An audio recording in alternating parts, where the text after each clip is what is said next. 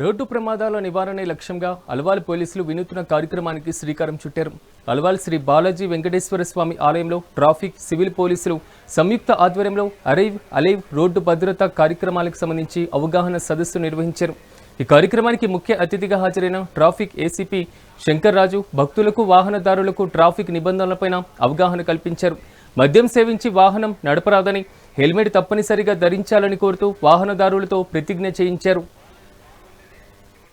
కానీ ఇంకా పెద్ద పెద్ద మనకు ఉద్యోగులు ఇచ్చే స్థాయికి ఎదుగుతారు. వాళ్ళని ఇప్పుడే చిన్నతనంలోనే ఏదైనా యాక్సిడెంట్ అయ్యి అంగవైకల్యం కలిగింది అనుకోండి, ఏదైనా హెడ్డుకు తగిలి వాడు కోమాలోకి వెళ్ళిపోతే ఎంత బాగా ఇబ్బంది అవుతుంటది. ప్రాణాలు పోతాయి, అంగవైకల్యం అవుతారు, ఎదుటి వాళ్ళు కుటుంబాలు రోడ్డు మీదకి వస్తాయి. చాలా సందర్భాల్లో ఒక ఎదురు చేసే పర్సన్ చనిపోతే ఆ పెయిన్ అనేది ఆ కుటుంబానికి మాత్రమే తెలుస్తుంది. నేను అన్ని ట్రాఫిక్ రూల్స్ పాటిస్తాను. నేను వాహనం నడిపేటప్పుడు ఖచ్చితంగా హెల్మెట్, సీట్ బెల్ట్ ధరిస్తాను.